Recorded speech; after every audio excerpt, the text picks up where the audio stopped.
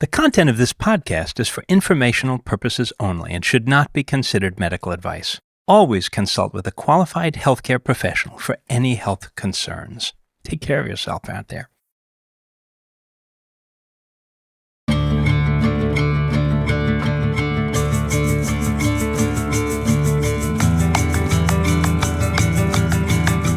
Welcome to Unravelling. This is a podcast that sees the world through the lens of mental health. I'm Mary Wilson, a journalist. And I'm Kurt White, a social worker and psychotherapist. Now, Mary, I've got a question for you. Do you like to tell stories? I do like to tell stories and listen to them, too. Yeah, do you? And you've got kids, and you probably make up stories, too, and tell them sometimes. Sure do, yes. Yeah, and they love it, right? They love it. Yeah. It's a funny thing, isn't it? Because, we grow up learning about the world largely through the stories that we hear, that we learn from others, that we digest from the larger culture and society. And I think we never really stop loving them. I would agree. Yeah, I'm getting back into children's books, like you said, with my kids, and it's one of my favorite parts of the night is reading them their bedtime stories. Great. And I think it's an interesting thing if we were to think about mental health as related to the stories that we've learned to tell about ourselves and that we've taken in about ourselves, other people's stories about us. And one way to think about psychotherapy is a sort of rewriting and retelling of those stories. And today we're talking about storytelling in a different way that involves a lot of imagination. That's right. And there's a, history of that kind of thing in the field of psychotherapy and psychodrama and methods of sort of embodying different parts of yourself and personifying them. There's a lot more to psychodrama than that, but that's a part of it. But there's some new and interesting things in the world of group psychotherapy in particular that we're going to talk about that has to do with the collaborative storytelling environment of tabletop role-playing games. Yes, and specifically Dungeons and Dragons, if you've heard of it. I had heard of it, but never played it. I didn't even know that dice were involved, so I was clueless about D&D. That's right. I know about it, and I've listened to some podcasts where they do that and things like that, but I've only ever played really one game like that when I was in college, visiting actually another friend in college somewhere else, and had a lot of fun with it. But I didn't really think about it much, and certainly not in the world of psychotherapy. Yeah, so we're going to be learning about how these tabletop-based role-playing games have a space in therapy now. Yeah, and essentially we're going to talk to two guests. We're actually going to have a series of 3 episodes that are very special and I hope are fun and enjoyable for our listeners in the way that they were fun and enjoyable, at least for me. Oh, yes. When we put it together, where we're going to be talking about using this framework of tabletop role-playing games, D&D, what our 2 guests are calling collaborative role-playing integrative therapy, or CRIT, as a model for telling different stories about yourself and exploring them using this medium of a game combined with group therapy. Role-playing and then using that role to process something that's happening in real life. Dr. Vinny is a group coordinator and licensed psychologist. He's also the owner of Change the Narrative Counseling. Vinny has a passion for bringing diversity, consciousness, and anti-racism practices to group therapy, serving in various roles within American Group Psychotherapy Association as the consultation coordinator with the College Counseling Special Interest Group, co-chair of the Racial and Ethnic Diversity Special Interest Group, and co-chair of the Diversity and Equity Taskforce. And E. Merton has a bachelor's degree in psychology from Clark University and a master's degree in social work from the Smith College School for Social Work, where I originally came to know them some years ago. They've completed postgraduate fellowships in psychoanalysis and intersubjective psychotherapy, as well as other advanced training in couples and family therapy. They teach at the graduate level in the world of group psychotherapy at Springfield College in Massachusetts. And E and Vinny have presented about this work that they've done together at regional and national conferences. And they're both just such a delight. So we really hope you enjoy this episode. Let's have a listen.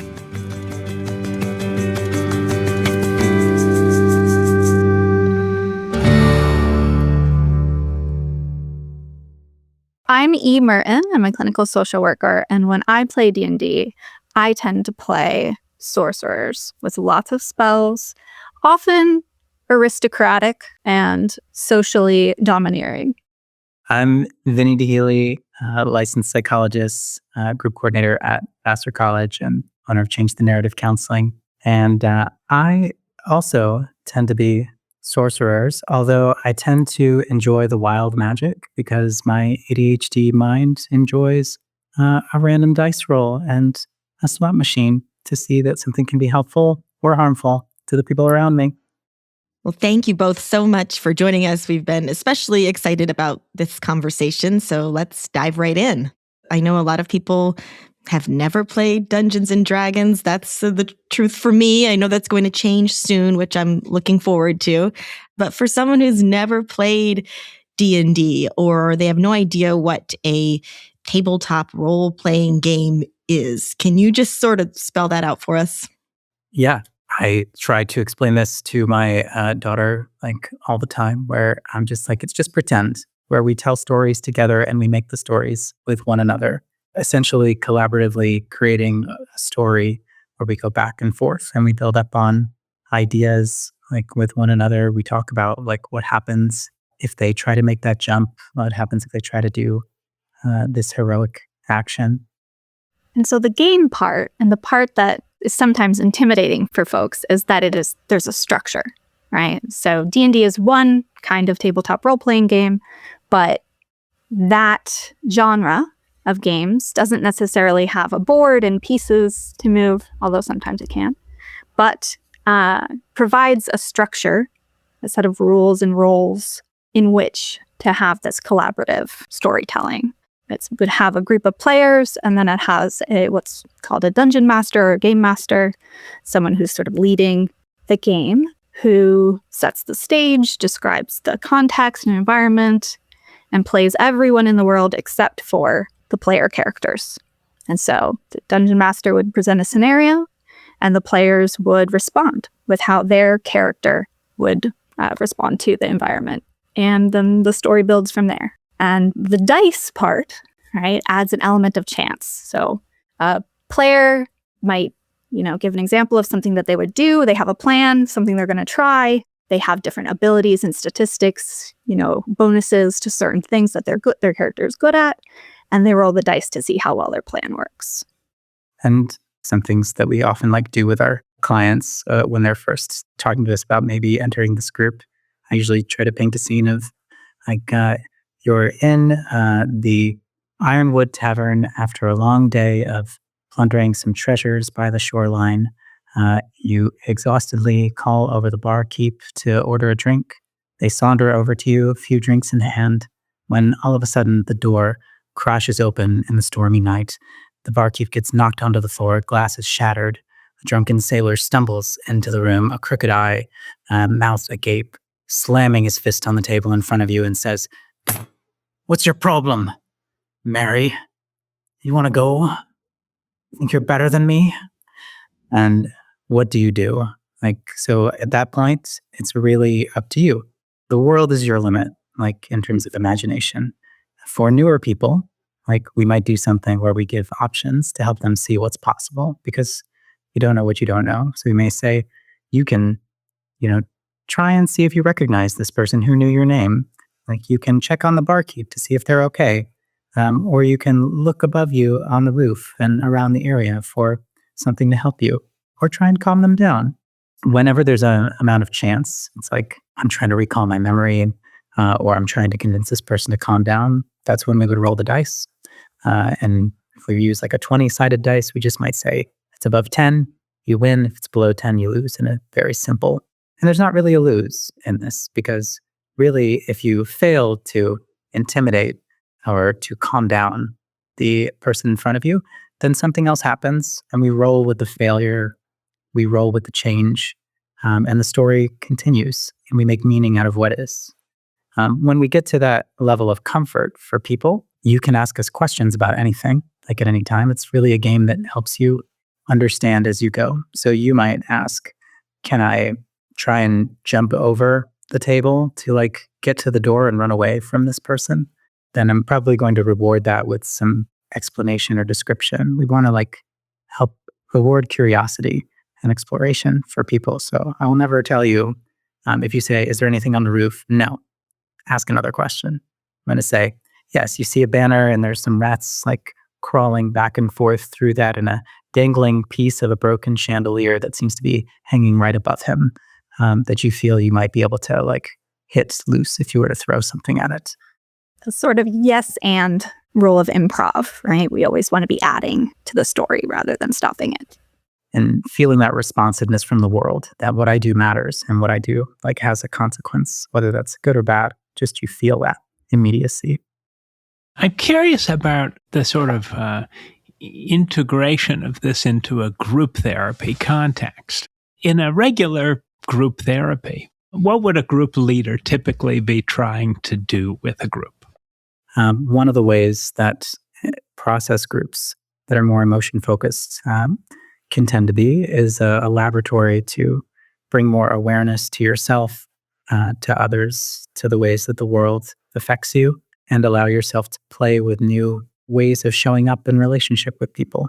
So if you tend to be more accommodating, passive, vigilant towards others, and you maybe are the wallflower that just kind of takes a step back because that's been what's been helpful to keep you safe and take in the environment, then we might invite you in a group process to notice what you're feeling inside your body, to invite yourself to see who are you feeling most curious about, to kind of invite them to like lean into engaging more spontaneously within the room. But they're seen more, again, as experiments and ways that you can play with what is, rather than trying to take it from a model of there's a right way to be assertive or a right way to be angry. It's more about trying to work with the unique person's like body and history to expand what's capable for them.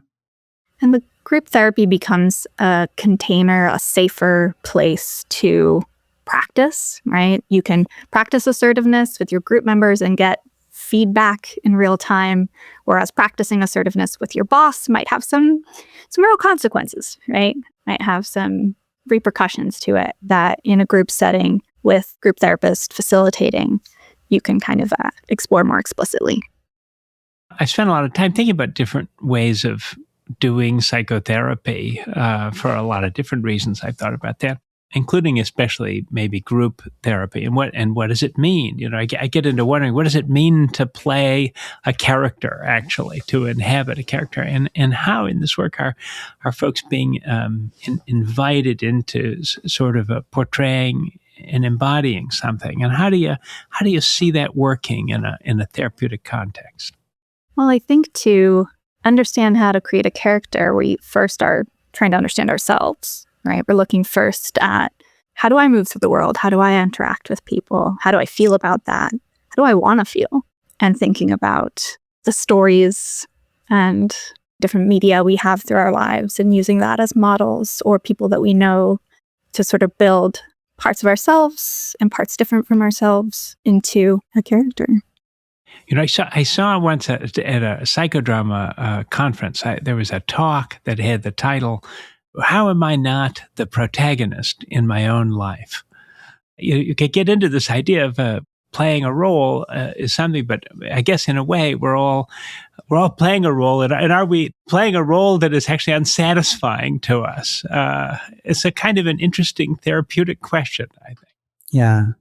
I think it's like a Jungian therapy like quote that I had read once that said, like, we're all born in shoes too small for us like to fit in.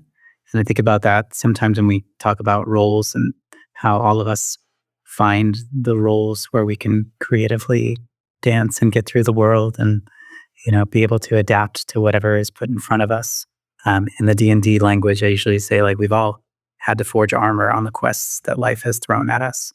Like, and thinking about how that armor's been protective. Those roles have been protective. And like all armor, it's protective and rigid sometimes, right? And I think the idea of expansiveness and flexibility is a lot of what we talk about psychologically with clients. And, being able to think about the roles that we didn't get to play, or the ways in which we like still feel a desire to diversify who we can be and how we can show up in the world. If these restraints weren't here, if my life were different, I think that that's really enticing and exciting. My 7-year-old daughter has kind of been continuously reinforcing these lessons as she's grown up, because imaginative play and dressing up or pretending to be other things is like one of the youngest and earliest forms that I think we can all like kind of relate to. So I just think about how a lot of this is recapturing some of that wistfulness of when things were possible just by pretending to be something other than what you are in this moment. And what happens when a character fails? Or you said, the goal here isn't winning or losing like in most games, but is it actually an opportunity when there's sort of a failure in the game? Absolutely. Some of the best moments in D&D, and maybe even group therapy, are when there's a failure, right? When something does not go according to plan. As Vinny was saying, we develop that flexibility, that adaptability. Part of what's helpful about D&D and D&D group therapy is that we can slow that moment down, right? Say, okay, I was gonna jump up and grab the chandelier. That didn't work. And we can, as a group, even support each other. Okay, maybe I could do this, or maybe I could go this way. Okay, now I'm gonna take this route. And we now have a new environment, a new aspect of the story to play with, which mirrors real life, right? With lots of chance and plans changing. I'm thinking about that idea of making meaning out of pain. I think oftentimes, I think it was Resmaa Menakem that highlighted this idea of purposeful pain or clean pain is the goal, like with suffering, not to avoid bad things happening or that there can't be any pain at all. I'm thinking about a member in group who maybe has a really hard time feeling responsible, beating themselves up when they cause harm unintentionally to others. And so maybe you have a great creative plan. You think about jumping up to put the chandelier and throw it down on the pirate that's seemingly violent or coming in very aggressively. And you roll the dice and you roll a nat 1, a 1 out of 20, which is the worst roll that you can get. It means you failed miserably in usually some creative, comedic way. We might make up. You actually accidentally have so much momentum, you throw the chandelier and hit a couple of bystanders over at the side and injure another table of adventurers who were about to get up to help you. And then we can start to ask on multiple levels, how did that feel for you in character? We could say, how does your character feel in this moment, having just caused that? And maybe you're trying to role play a character who's a little more okay with saying, hey, I did my best. I tried. And you know what? I'm giving myself grace that I can't know or control things, that go wrong. And that's very different from the natural voice in that person's head, the familiar voice, rather, that says, this is all your fault. Why did you do it? You shouldn't have done anything. So it's giving them that deliberate practice to change this internal dialogue with this fantasy character, to kind of practice that. And then we can ask them, as a person, how did they feel having that unfold with their character? So we can kind of help them almost have a step back and zoom out from that experience. A lot of ways that I think D&D is uniquely positioned, or just tabletop role playing, we can zoom in and zoom out of an emotional, intense experience with the way that we use pronouns, the way that we address the person and the character they're playing. If they speak in first person, which is a common thing in group therapy, if we say I statements, it tends to make us more emotionally connected to our experience. Like, I feel really upset that I've just hurt somebody is much more visceral than saying, you know how sometimes people feel upset when they hurt others and they don't mean to, right? There's like a distancing. And you're using D&D as this therapeutic tool. How does that differ than just playing the game? Is there a way that you run the game that makes it different? Or would someone maybe observing just think, oh, they're just playing Dungeons and Dragons? Part of the way D&D becomes D&D therapy is in our character design, is in creating an interpersonal goal. What is a different way of being in the world, being with yourself and others that you want to sort of try on? So a D&D therapy session would include both gameplay and process. So there would be time that we would spend checking in at the start, seeing, maybe setting some goals for the session.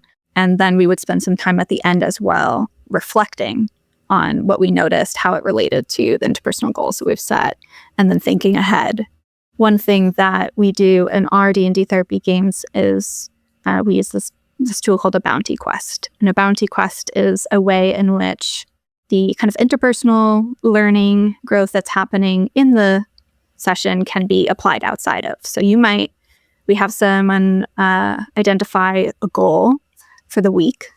So it might be, I'm going to tell my roommate how frustrated I've been with them not doing their dishes, right? So you're trying to practice more assertiveness.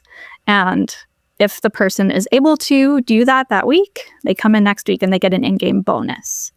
If they weren't able to do that, that's something that we talk about. What got in the way, right? What did you not have access to that would have made that easier or more accessible? I was thinking a little about the idea of, what does it mean to even seek help for a psychological problem, like I say, from a therapist, and how do you even define that as a problem, right? And there are lots of ways to do that. We have big lists, but if you were to sort of distill it down, one way you might say it would be that when you lose psychological flexibility, when you lose the ability to think about things that are important to you about yourself, then probably you're on the cusp of something that could be diagnosed. You're going to feel depressed about that. You're going to feel anxious. You're going to feel stuck. You're going to feel like your life isn't moving in a particular way. Someone once said, psychotherapy is to help people move from life is just the same damn thing over and over again to life is just one damn thing after another. At least in the second one, it's not the same all the time, right? I mean, that there's some variety. I mean, we can't always protect, well, that's maybe a little depressing, but there's something to that, this kind of like fixity. It's interesting as a therapist that it's very, how stuck people get, because when you're in a real stuck moment, you don't have insight into that you're stuck. It just feels like the way that the world is, right?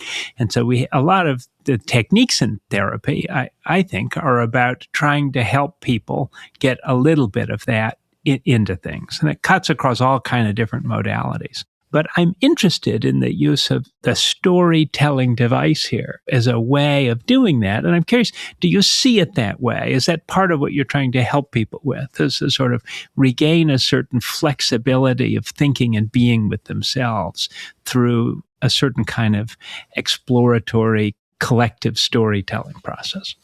There's different frames that people might have to explain this. I tend to come from a more Buddhist informed approach. And so I think a lot of the ways in which I'm seeing D&D therapy and therapy, maybe in general, being helpful is kind of having a shift from this very self-focused and self-responsible narrative to something that's more system-focused and system-centered, and understanding how even if we have things in us that we feel frustrated at or disappointed in or we want to change, that comes from something outside of us, and that there's something outside of us that influences that.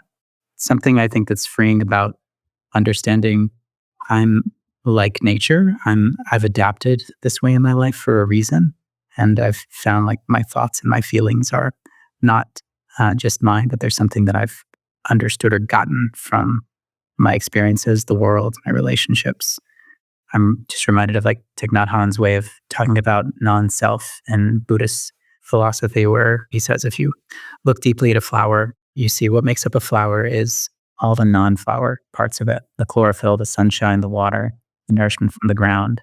And if you look deeply at a Vinny, you'll see all the parts that are not Vinny that make up Vinny, my family, my relationships, the interactions I've had with the world. All those intersections are like what makes up me, this thing that I call Vinny. If I see a wilted flower, I don't look at that and call it a depressed flower. I think something happened to you from the outside and something in the systems, maybe that drought, maybe, overwatering. Something's causing you not to blossom in the way that you want in this moment, but you're doing the best you can with what you've been given at this moment. And so what do you need in the systems around you? Whether that's relationship systems, whether that's work, whether that's play to help you grow, like in the ways that you're wanting to. It kind of helps shift the frame. So like when we talked about bounty quests, this is a good example.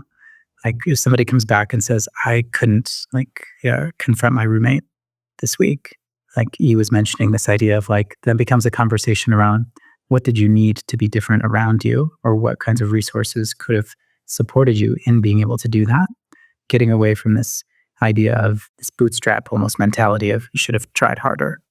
There's a lesson to be learned in the limitations of what we need around us to support us, how we need to be scaffolded and support, how we need to rely interdependently on our friends, on our families, those who we feel trust in to give us our needs or our nourishment to thrive.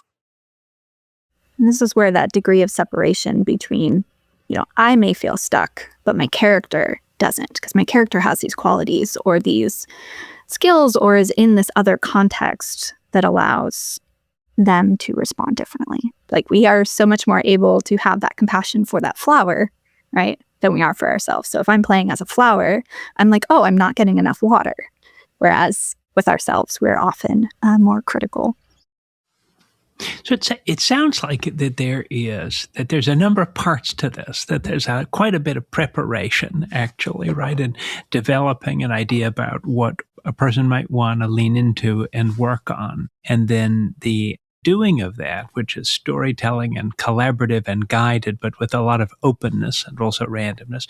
And then a certain amount of practicing, right, even in the time in between. But the part we haven't talked about much is the sort of, how does one kind of consolidate that knowledge? I mean, is it to go from having had a different experience to sort of really feeling like having had that different experience, it means something to me in the way that I'm going to be in the future? How do you get at that in something that's a kind of a storytelling and playful in this way? I'm reminded of the way that my previous supervisor, Lisa Ferdinand at USF would often talk about in supervision, that we as therapists are not mind readers, Vinny, and you will never know what's meaningful about a client's experience unless you ask them. And so I always try to end my groups by asking, what was the meaningful moment, the highlight, the takeaway, for you in this session, just to have them put in their own words what it is that's sticking out to them.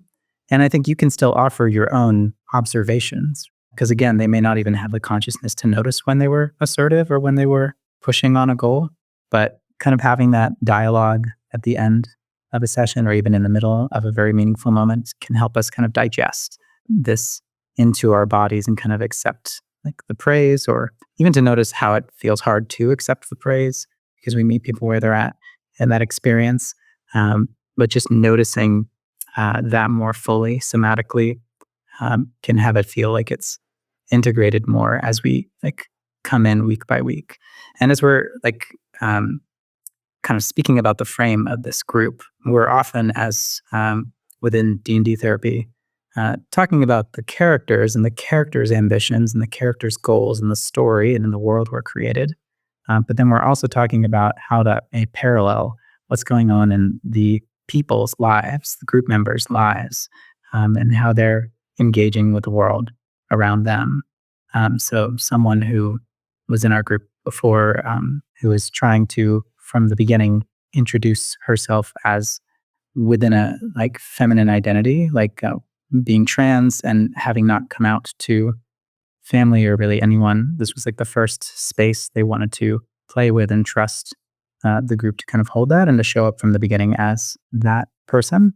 And so they were able to really like lean in and practice the sass and the like flourishes that they wanted to embody more in their life. And that was wonderful. And they also got to talk about the hardships of the fear of going home over Thanksgiving break and worrying about how to talk to their family about their transition and their identity and getting support from like members in that. So there was a way in which they almost could see into the future and see the hope in this character that they were being able to embody.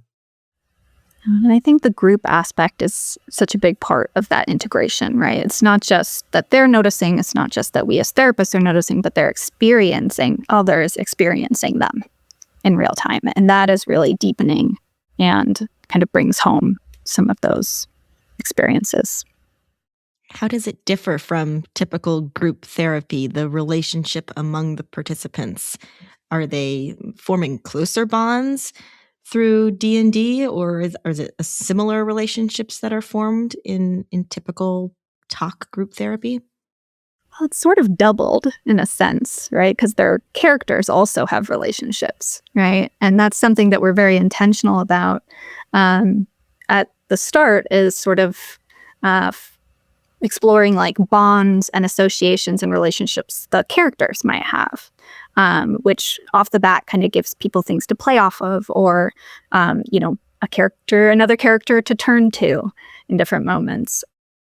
Yeah, it's very meaningful in terms of the experiences in either of those groups. So it's hard to like compare it one to one, but I do agree that the excitement and the enlivening feeling of this is our story and these are our characters and the adventure that we went on together is something that's really it's very stimulating. It gets stuck, I think, very intensely in the long-term memory of people that often like will talk about their favorite D&D stories from 10 plus years ago that they still hold on to. And I think about those flashpoint memories in our lives that we can still remember something out of all the like moments in our life that happened over a decade ago. That has to have something of a value like for us in our bodies and in our like sense of self.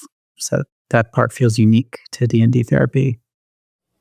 There's a certain kind of positive quality to it, isn't there? I guess I'm associated. I watched a documentary once about like the history of D&D as a game, and there was as a sort of weird historical footnote, there was some controversy about it when it came out, and there was a sort of, there's a demonic thing, and there was a whole worry about demonic things in the 80s. I sort of remember it.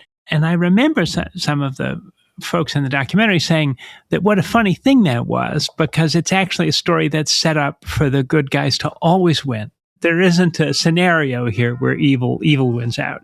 And I think it seems to me, in talking to you about it and reading some of what you have given us about it, that there's a certain kind of forward-looking element to it. More than other kinds of therapy, it's a little more forward-looking instead of kind of present or past-looking. Am I getting it right? When I hear forward-looking, I think about hope and like seeking. I think there is a lot of ambition in like setting goals for oneself, like that we want to accomplish on this quest, or like character moments that we're hoping to have and hoping to take place.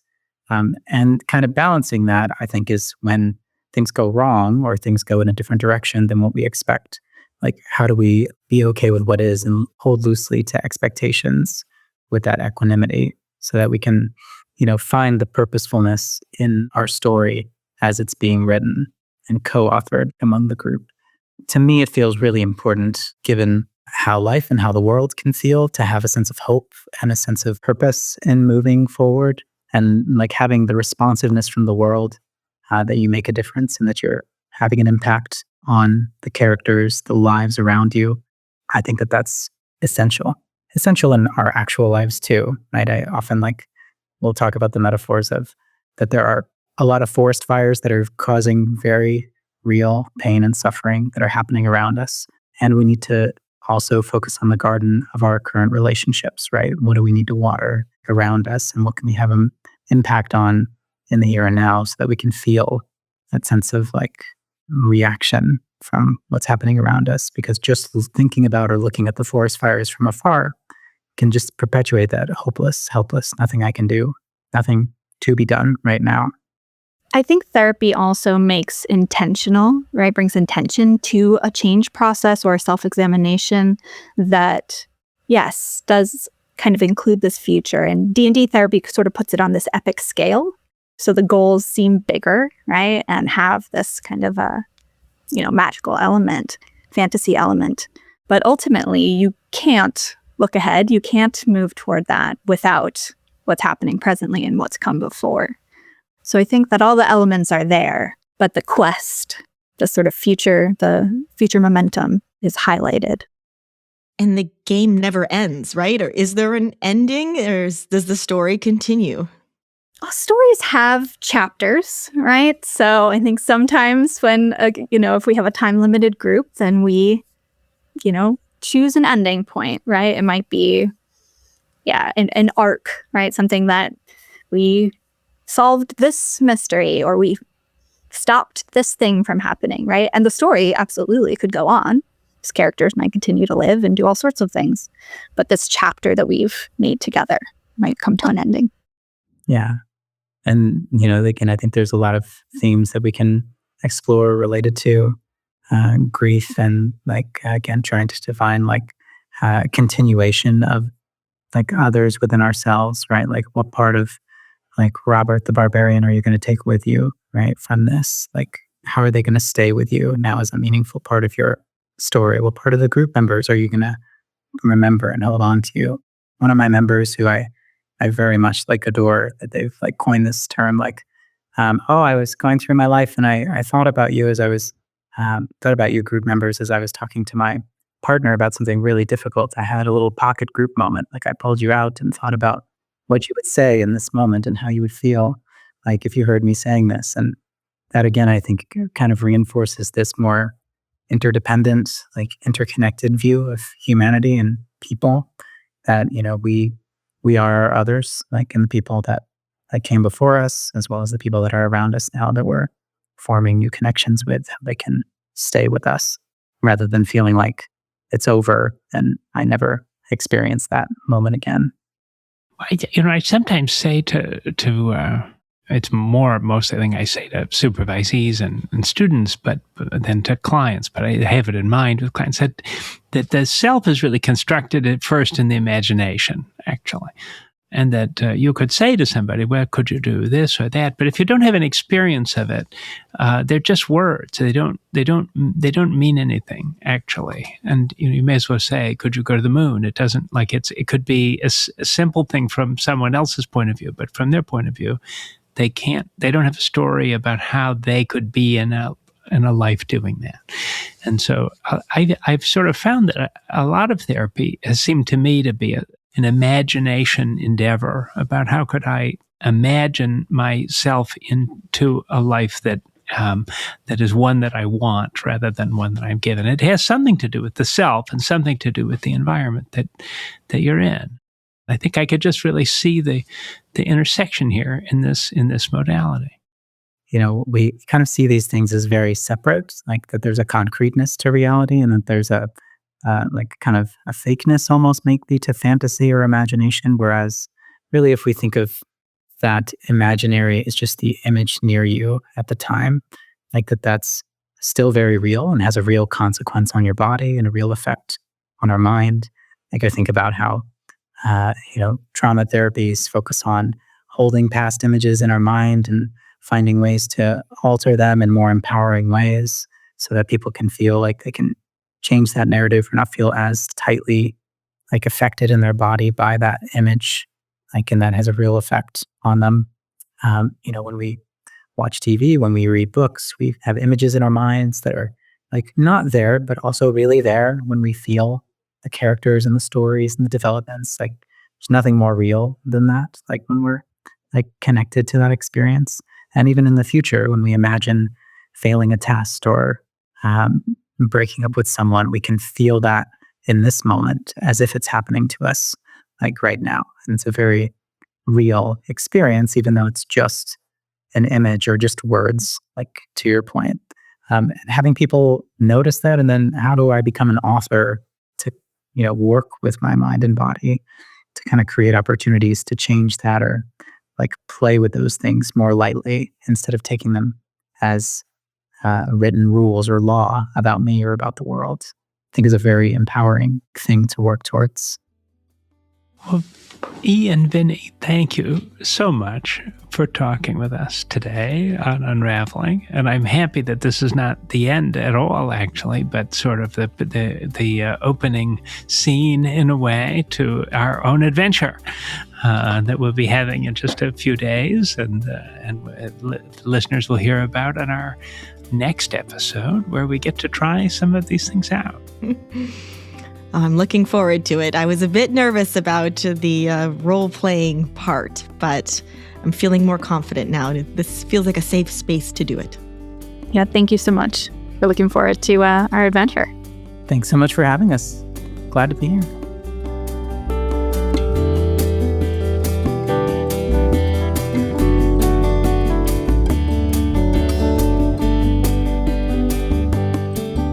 It was so great talking with Vinny and E, and normally this is the part of the show where we would thank them, but we get to continue on with Vinny and E in our next episode, and party's just getting started, and we're adding some more voices to the mix.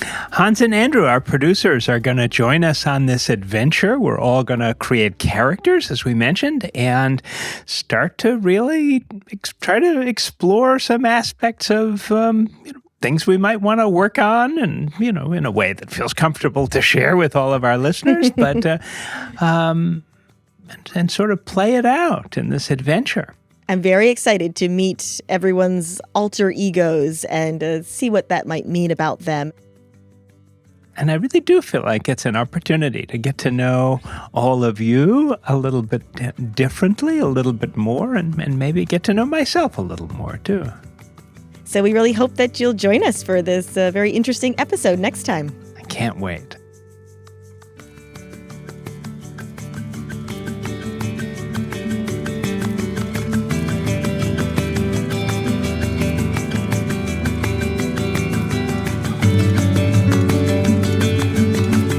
Unravelling is brought to you by Brattleboro Retreat. Our producers at Charts and Leisure are Andrew Atkin, Hans Butow, and Jason Oberholzer. And you can find us on social media by searching Brattleboro Retreat. Brattleboro Retreat is committed to exploring diverse perspectives on mental health. While we invite hosts and guests to share their insights, the views expressed are their own and do not necessarily reflect the policies or positions of the hospital or its staff.